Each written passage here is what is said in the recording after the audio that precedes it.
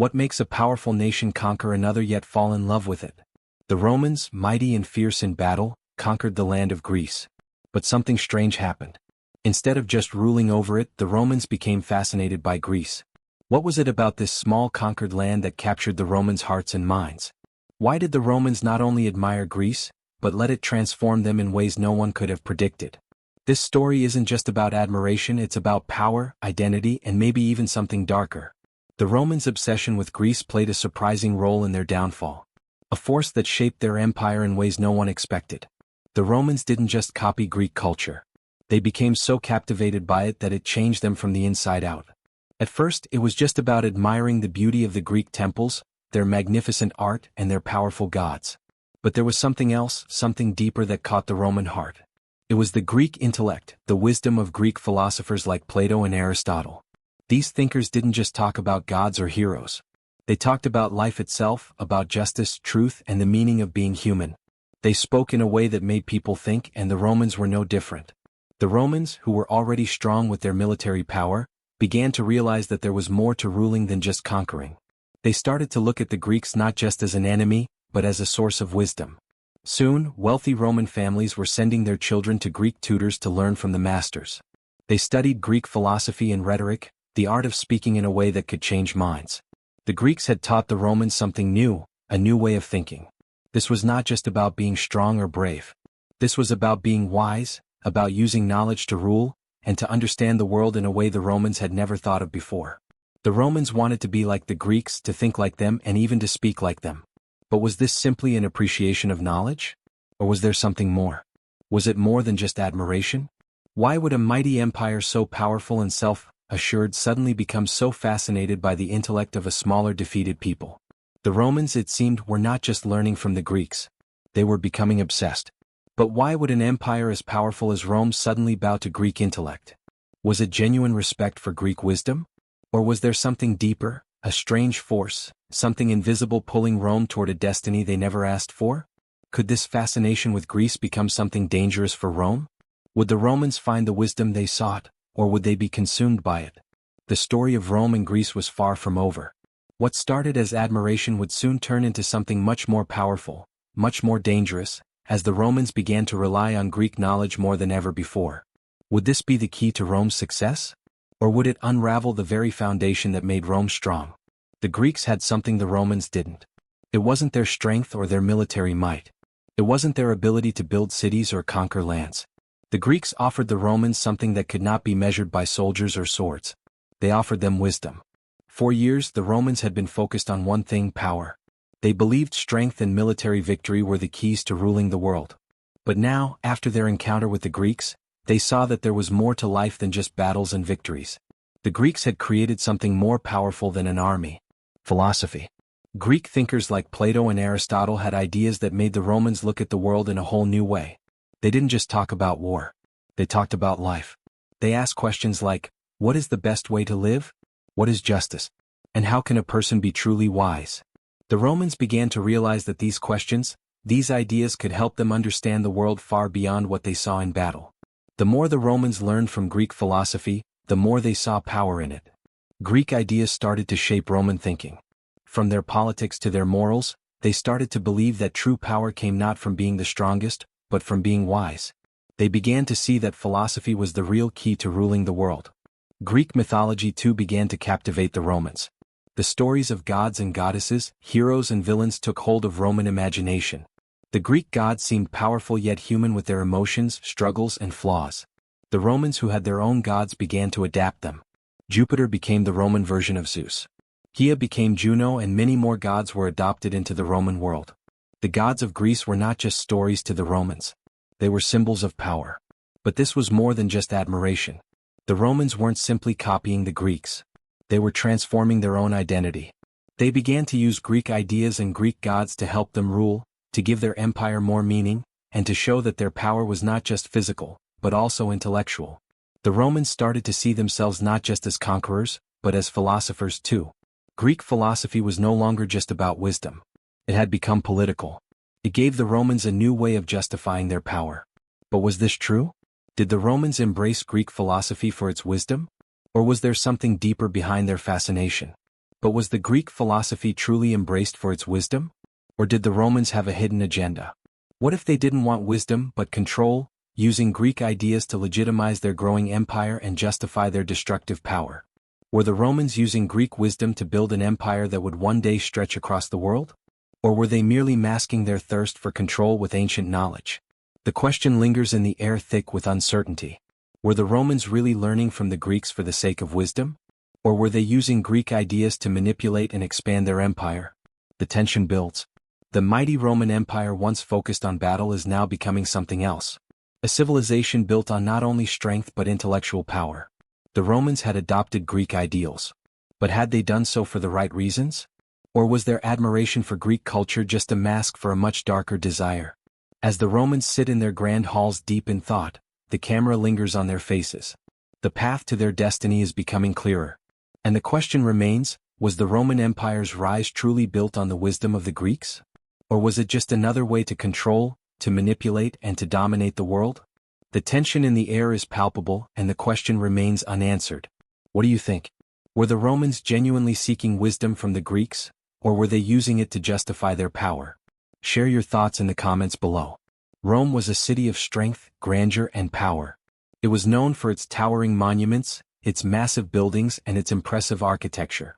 But when the Romans looked to Greece, they saw something different, something that captured their imagination in a way no Roman structure ever could. The Greeks had a way of creating beauty, not just in buildings but in everything they touched. Their sculptures were lifelike, their columns stood tall and proud, and their temples were like nothing the Romans had ever seen. The Romans, always striving to be the best, began to admire Greek art. But that admiration soon turned into something else, a deep and unsettling obsession. At first, the Romans began to copy what the Greeks had done. They built columns, statues, and temples that resembled Greek designs. The Romans loved the clean lines and the perfect proportions of Greek art. And they tried to bring that same beauty to their own empire. They decorated their buildings with Greek sculptures modeled after gods and warriors, hoping to match the Greek greatness. But the Romans faced a problem. No matter how hard they tried, they could never replicate the perfection they saw in Greek art. Greek statues, like the discus thrower, seemed to breathe with life, their muscles strong, their poses graceful. The Greeks had captured something pure, something the Romans could never quite reach. The Romans tried to copy Greek art, but it always felt like something was missing. Their statues were impressive, but they didn't quite have the same beauty. Their columns were grand, but they didn't stand with the same grace as those in Greek temples. No matter what they did, the Romans were always left with a feeling of frustration, as if they had failed to capture the secret of Greek perfection. If the Romans were so obsessed with Greek beauty, why did they never create something truly original? Was their admiration for Greek art really about pursuing beauty? Or was it about something else? About proving that Rome could be greater than Greece in every way, even in art? What if the Romans weren't just admiring Greece? They were secretly trying to beat it, to outdo it, to prove that Rome could be the ultimate in everything, even in beauty. The Romans were so caught up in their desire to replicate Greek perfection that they began to lose themselves. The more they tried to perfect their art, the more they felt the weight of their own limitations. They were haunted by the beauty of Greek art, yet the harder they tried to achieve it, the more they realized they were always falling short. As the Romans gazed at Greek sculptures where every muscle seemed to be in perfect harmony, every face serene and wise, they couldn't help but wonder, why could they not create something just as beautiful? Why did they feel like their creations would never measure up to the Greeks' perfection? The Romans' obsession with Greek perfection was not just about admiring what the Greeks had created. It became something deeper, more personal. The Romans didn't just want to copy the Greeks. They wanted to prove that Rome could be better. They wanted to show the world that Rome, the greatest empire ever known, could surpass the Greeks in every way, even in art. But as they tried harder, they faced a harsh truth. No matter how many temples, statues, or columns they built, they could never outshine the Greek ideals. And that realization began to eat away at them. Was their obsession with Greece about beauty? Or was it about something more dangerous? The need to prove that Rome could be the greatest in everything, even in something as seemingly innocent as art. The question lingered. Would the Romans ever create something as perfect as the Greeks had? Or would they forever be chasing an ideal that they could never fully capture? Was their pursuit of perfection a noble cause? Or was it fueling their destruction as they pushed themselves harder and harder to beat the Greeks in every way? What do you think? Were the Romans' attempts at creating their own art truly about beauty? Or were they driven by something deeper, a need to prove their greatness? Share your thoughts in the comments below. The Romans were fierce warriors known for their power, their strength, and their ability to conquer vast lands. Yet, when they looked to the Greeks, they saw something different. The Greeks had not only conquered lands, but had also created a world full of gods and stories that shaped their very existence. The Romans too had their gods. But these gods felt distant, almost cold compared to the vibrant, emotional Greek deities. Over time, the Romans didn't just admire the Greek gods. They adopted them. At first it seemed like simple respect. The Romans took the Greek gods, Zeus, Hera, Apollo, and others, and gave them Roman names. Zeus became Jupiter. Hera became Juno. And many more Greek gods found new Roman identities. But the more the Romans embraced these gods, the more they realized that these deities weren't just symbols. They were powerful tools. Jupiter, once a Greek god of the sky, became the king of Roman gods, just as he had been in Greece. Hera, now Juno, became the protector of the Roman family, just as she had watched over the Greeks. To the Romans, these gods were not just stories to tell children at bedtime. They were real, alive, and their influence stretched into every part of Roman life. Soon, Roman emperors began to see something powerful in these gods. They realized that if they could align themselves with the gods, their divine authority would be unstoppable. If the gods could rule over the heavens and earth, then so could the emperors rule over Rome. The emperors began to see themselves as chosen by the gods, their reigns ordained by the very deities the Greeks had worshipped. It was no longer just about political power. The emperors needed the gods to justify their rule. They weren't just leaders of men. They were gods among men. The Romans believed that their emperors were blessed, chosen by the gods to lead them to greatness. The more the emperors performed rituals and ceremonies, the more they began to act like the gods themselves. Temples were built in the gods' honor and sacrifices were made in front of statues of Greek gods. These rituals weren't just about worship. They were a public display of power. The people didn't just see an emperor. They saw a man who was touched by the divine. But what if the Romans weren't just copying the gods? What if the gods weren't just figures of power but tools? What if the emperors were using the gods to control the masses, to keep the people in check and maintain their iron grip on power? But what if the Romans were not just copying the Greek gods, but were using them as a weapon? What if the gods they worshipped were tools? Tools for controlling the masses and keeping their hold on power? Were the emperors really blessed by the gods? Or were they simply using the gods as a shield, hiding their true ambitions behind the veil of divinity? In the great halls of Rome, the emperors performed elaborate rituals, their faces filled with absolute conviction. They stood before statues of the Greek gods, their eyes fixed, their words powerful. To the people watching, it seemed as though the emperor was one with the gods. The people didn't just see a ruler. They saw a god. As the emperors prayed to the gods, they weren't just asking for blessings. They were demanding them. They tied their rule to the gods. And the gods became their tool. The divine right to rule was no longer just a belief. It was a reality. Behind the emperor's prayers, the gods loomed. The camera lingers on the Greek statues, their faces stern, their eyes looking out over the crowds. The Greek gods were now the backdrop to Roman power. But were they really gods? Or were they puppets in the hands of the emperors? As the emperors performed these rituals, they knew that they were not just trying to please the gods. They were reminding the people that their rule was not just political but divinely appointed. The gods had not only chosen them, they had given them the right to rule. But this raised a question. Did the gods truly choose them? Or did the emperors choose the gods to help them control the people? What if the emperors didn't need the gods to lead?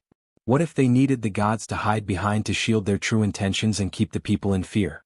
The emperor's power once earned through battle and military might was now justified by the gods themselves. The people believed that their emperor was divine. But was it true? Or was it simply a way for the emperors to make their power seem untouchable? The line between faith and manipulation began to blur. The question remained, were the Roman emperors truly chosen by the gods, or were they simply using the gods to ensure their rule was unchallenged? What do you think? Were the gods tools for power? Or was the emperor truly chosen by divine will? Share your thoughts in the comments below. As time passed, the Romans began to absorb Greece into their very soul.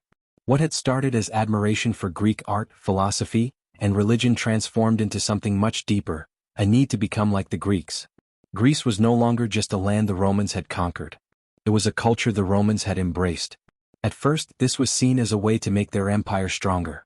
The Romans believed that the wisdom of the Greeks could help them rule better, think better, and live better. But soon, the Romans were no longer just borrowing from the Greeks. They were losing themselves in Greek culture. The very things that had made Rome great, its strength, its military might, its pragmatic values were being overshadowed by the beauty and philosophy of Greece. By the time the empire began to decline, the Romans had so fully embraced Greek culture that it had become part of their identity. Roman emperors, once proud of their military victories and Roman traditions, were now deeply in love with Greece. The most notable of these emperors was Hadrian, who admired Greek culture so much that he moved the capital of the empire to Greece for a time. Hadrian, along with many other emperors, surrounded himself with Greek philosophers, poets, and artists. His reign was marked by an intense admiration of all things Greek. Temples were built in honor of Greek gods and Roman statues, and art were designed to reflect Greek perfection. The Greek way of life became the standard for Roman society, from how the emperors ruled to how the people lived. But there was a cost to this deep admiration. The more the Romans idolized Greek culture, the more they forgot their own identity. Their Roman values, the very things that had made them great, began to fade into the background. The Romans had been a practical, strong, and military-focused people. But now they were starting to act like the Greeks, idealistic, intellectual, and obsessed with beauty. The Roman army, once the most feared in the world, was starting to lose its edge. Roman soldiers became more like philosophers than warriors. Roman citizens, once proud of their pragmatic values, now looked to Greek ideals as the standard for how to live. In trying to preserve the greatness of Greece, the Romans had slowly allowed their own greatness to wither away. Was it this obsession with Greece that caused Rome's downfall? Were they so desperate to preserve the memory of Greece that they lost themselves in the process? Could this obsession with Greek beauty and intellect have been the true cause of Rome's collapse? Were the Romans so busy trying to be like Greece that they forgot the very things that had made them great in the first place? The ruins of Rome began to crumble, not just from outside threats, but from within. Greek-inspired architecture stood next to Roman columns, both struggling under the weight of their own history. The Roman Empire had grown weak, not from war but from the inside. As its rulers became obsessed with something they could never truly become. Soldiers became philosophers, and the once proud Roman citizens turned to Greek ideals. The empire that once stood as a symbol of strength and military might, was now a shadow of its former self. Its obsession with Greece, while once a symbol of admiration and respect, had now become its greatest flaw.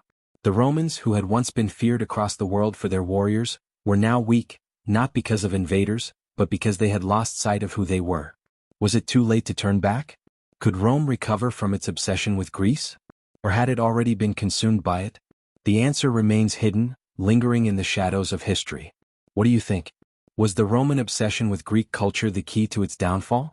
Or did the Romans just get lost in something they couldn't control? Let us know your thoughts in the comments below. Even though the mighty Roman Empire eventually crumbled, the influence of Greece did not fade away. It lived on, passing through the ages, leaving a mark that would change the course of history. The Greek legacy was carried forward by Rome, and from there it spread into the world in ways that no one could have predicted.